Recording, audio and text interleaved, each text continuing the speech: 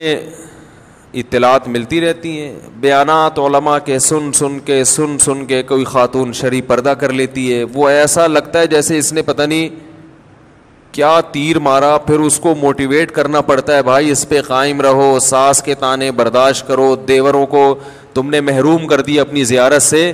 دیور کو بہت شدید تکلیف ہو رہی ہے کہ میری بیوی کو تو میرا بھائی صبح شام دیکھتا رہا ہے, میری والی اپنی والی کو نہیں دکھاتا. تو اس قسم کے تانے دل میں تو یہی ہوتا ہے, لیکن وہ لیبل کچھ اور لگاتے ہیں نا.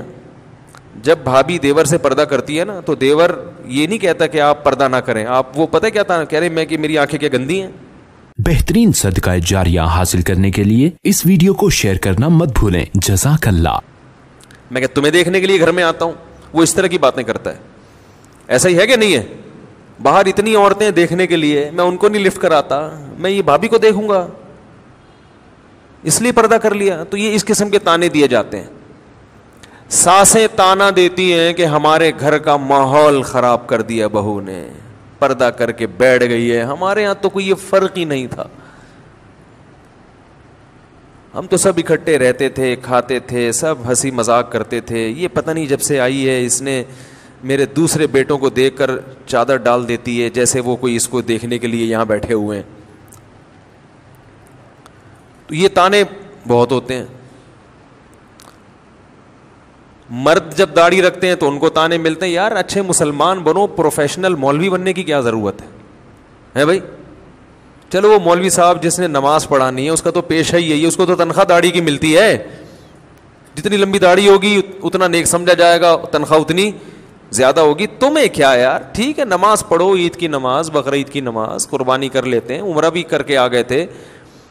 پروفیشنل مولوی شلوار بھی ٹخنوں سے اوپر ہو گئی, یہ تو بہت زیادہ ہو گیا. یہ تو جب آپ مضبوطی سے شریعت کو فالو کریں گے تو اللہ کہہ رہا ہے کہ پیچھے مت ہٹو, اور پیچھے نہ ہٹنے کا ایک نسخہ اللہ بیان کر رہا ہے کہ دل میں اللہ کی محبت پیدا کر لو. پیدا ہوتی ہے تو واپسی کا آپشن ختم ہو جاتا ہے. پھر آج ہمارے دل اللہ کی محبت سے خالی ہیں. کتنی محبت پیدا کرنی ہے, یہ جو مٹی کے پیالے والی برتن والی بات ہے, پھر میں جمعے کی نماز کے بعد جس نے بیٹھنا ہوگا بیان کر دوں گا, تاکہ یہ جو میں بات کرنا چاہ رہا ہوں یہ کمپلیٹ ہو جائے. تو ایک شاعر نے پہلے زمانے میں نا, یہ جو بادشاہ ہوا کرتے تھے, یہ شعراء کو بلا کے ان سے کلام سنا کرتے تھے, پہلے اس کا بہت رواج تھا. تو ایک خلیفہ نے ایک شاعر کو بلایا, متنبی مشہور شاعر ہے, اس سے کہا کہ میں ایک شعر پڑھتا ہوں, آگے اس پہ تم شاعری کہو. یا لائمی کف الملام عن الذی اغناہ طول سقامہ و شقائہ. متنبی بڑا مشہور شاعر ہے, 3 یا 4 صدی ہجری کا, آج سے تقریباً 1000 سال تقریباً ہو چکے ہیں. اے مجھے ملامت کرنے والے, کف الملام عن الذی, اس آدمی کو ملامت مت کرو, اغناہ طول سقامہ و شقائہ, کہ جس کی بیماری اور محبوب سے دوری نے پہلے ہی اس کو لاغر کر دیا ہے. جب کسی کو عشق ہوتا ہے تو ملامتیں ہوتی ہے نا, تو کہہ رہے ایک تو محبوب مجھے ملا نہیں ہے بھائی, اور ایک دوسری عشق کی بیماری بھی ہے. تو بیمار آدمی قابل ترس ہوتا ہے, قابل ملامت. بولو نا بھائی کیا ہو گیا, اتنی باتیں تو آپ کو پتہ ہیں. بیمار آدمی قابل ترس ہوتا ہے, قابل ملامت, اس پہ انگلیاں نہیں اٹھائی جاتی, اس کو تیمارداری کی جاتی ہے. تو ایک تو مجھے عشق والی محبت کی بیماری, اور اوپر سے محبوب ملا بھی نہیں ہے. تو ان 2 ٹینشنوں کی وجہ سے میں لاغر ہو رہا ہوں, تو تم ملامت کرو گے تو میں تو بالکل ہی غائب ہو جاؤں گا. بڑا زبردست شعر اس نے کہا کہ اب اس پہ آپ آگے قافیے ملائیں. متنبی فی البدیہی شاعر تھا, اس نے پوری نظم کہہ ڈالی. ہمارے حضرت یہ نظم اللہ کی محبت میں پڑھا کرتے تھے, یا لائم کف الملام عن الذی اغناہ طول سقامہ و شقائہ. تو شاعر نے کہا, عذل العوادل حول قلب التائہ وہوى الاحبۃ منہ فی سودائہ.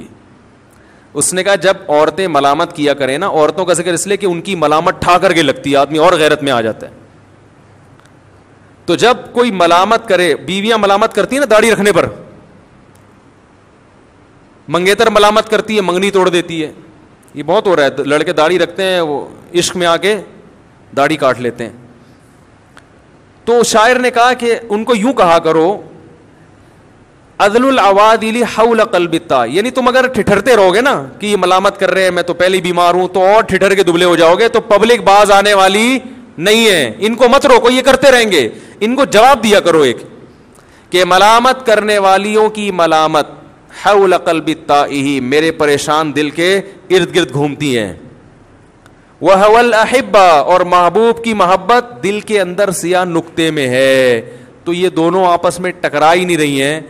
تو میرے دل کی جو محبت ہے جب ملامت جا کے لگی نہیں رہی ہے تو وہ محبت نکلے گی کیسے؟ تو تم اپنا ٹائم ویسٹ کر رہے ہو، اس کے علاوہ تمہیں کچھ بھی حاصل نہیں ہوگا. پھر آگے بڑی زبردست بات کی، یشکو الملام الی اللوائم حرہ ویصد حین یلمن عن برحائہ، کا یہ بھی کہہ دیا کرو ملامت کرنے والیوں کو کہ تمہاری ملامت جب میرے دل کے قریب پہنچتی ہے، اندر تو جاتی نہیں ہے، اور جو محبوب کی محبت ہے وہ اتنی گرم ہے کہ ملامت ان کی گرمی سے پگھلنے لگتی ہے، جلنے لگتی ہے، واپس جا کے ملامت کرنے والیوں کو شکایت کرتی ہے کہ کدھر بھیج دیا تم نے ہمیں، دوبارہ نہ بھیجنا. بہت مشکل ہے میرے بھائی. تو ہے تو یہ دنیا کی محبت میں، لیکن اصل میں اللہ چاہتا ہے ایسی محبت کرو مجھ سے. کشتیاں جلا دو، اس کے بغیر دین پر چلنا ممکن نہیں ہے. اگر یہ کہو گے بیگم بھی خوش رہے، ابا بھی خوش رہے، اماں بھی خوش رہے، پڑوسی بھی خوش رہے، باس بھی خوش رہے، اور میرا دل بھی خوش رہے، کوئی بھی خوش نہیں ہوگا، اور اللہ کی ناراضی کا عذاب الگ. ایک دفعہ کشتیاں جلا دے ایسی کی تیسی، لٹکے ہوئے آدمی کو دنیا میں کبھی سکون نہیں ملتا. ایسی کی تیسی جاؤ، جس نے جو بولنا ہے بول دے. میرے بھائی جب تک یہ صفت پیدا نہیں ہوگی، نبی نے ارشاد فرمایا ذاق طعم الایمان من رضی باللہ ربا وبالاسلام دینا وبمحمد النبی صلی اللہ علیہ وسلم، وہ شخص ایمان کی مٹھاس چکے گا جو کہہ دے کہ میں اللہ کو اللہ مانتا ہوں، محمد صلی اللہ علیہ وسلم کو رسول اور اسلام کو دین، یعنی ڈٹ جائے گا بس یہ ہے میرے. تو جب تک یہ کیفیت پیدا نہیں ہوگی، آپ نے فرمایا اسلام کی مٹھاس محسوس نہیں ہوگی. پتہ چلا اسلام میٹھا مذہب ہے. یہ جو میٹھے میٹھے مدینہ کرتے ہیں ایسے تھوڑی کرتے ہیں، یہ یہیں سے تو لیا ہے انہوں نے. اسلام میٹھا مذہب ہے، اس کا ذائقہ ہے، مزہ ہے اس میں، لطف ہے. لیکن یہ لطف اس کو حاصل ہوگا تو کشتیاں جلا کے اسلام کی طرف آئے گا. اور بھائی طارق بن زیاد نے کشتیاں جلا دی تھی نا، کہ لڑنے کا مزہ اسی وقت آئے گا جب واپسی کا آپشن ختم، ادھر بھی موت ادھر بھی موت، پھر لڑائی کا مزہ ہے. بھاگنے کا آپشن ہوگا تو لڑائی کا تھوڑی مزہ ہوگا. وہ سوچتا رہے گا تلوار اٹھاؤں، ماروں کہ نہیں ماروں، ایسا نہ ہو میں ماروں تو وہ بھی آگے سے مار دے، دیکھ لو بھاگ جاؤ. تو نہ ادھر کا رہے گا نہ کیا ہو گیا بھائی، نہ ادھر کا رہے گا نہ ادھر کا رہے گا. تو بیچ کا آدمی صحیح نہیں ہوتا. وہ آدمی ہوتا ہی نہیں تو صحیح کہاں سے ہوگا؟ جو بیچ کا ہے وہ آدمی ہوتا ہے. تو عجیب حساب ہے. تو آج 99% مسلمان جو ہیں وہ اسی لٹکی ہوئی پوزیشن میں ہیں. لٹکی، نہ ادھر ہو رہے ہیں نہ. میں لوگوں سے کہتا ہوں یار تم انگریز کی طرح عیاشی کر لو، اگر کہیں کرنی ہے تو دنیا تو مزے اڑا کے جاؤ نا، پھر آخرت میں بھگت لینا. نہ تم دنیا کے نہ آخرت کے. انگریز کی ٹھکائی ہوگی، وہ کہے گا چلو آخرت میں ٹھکائی ہو، دنیا میں لائف کو میں نے بھرپور انجوائے کیا ہے. آپ کہو گے اللہ جمعے کی نماز تو پڑھتا تھا پھر بھی چترول لگ رہے میرے ہے بھائی. تو اللہ کہے گا سر جمعہ تھوڑی تھا، فجر بھی تھی، ظہر بھی تھی، عصر بھی تھی. آپ کہیں گے اللہ میں نے کم از کم زنا تو نہیں کیا. تو اللہ کہیں گے جو نیٹ پر بیٹھ کر بیہودہ چیزیں دیکھتا تھا، بد نظری کرتا تھا، اس کی بھی تو ٹھگائی بنتی ہے نا. تو آپ کہو گے یار نہ ادھر کے نہ ادھر کے. ایسا نہیں کہ جو معاذ اللہ برائی نہیں کرتے وہ زنا کرنا شروع کر دیں، وہ تو جرم کی سزا تو بڑھے گی نا. اور جو جمعہ پڑھتے تھے وہ چھوڑ دیں جمعہ پڑھنا بھی.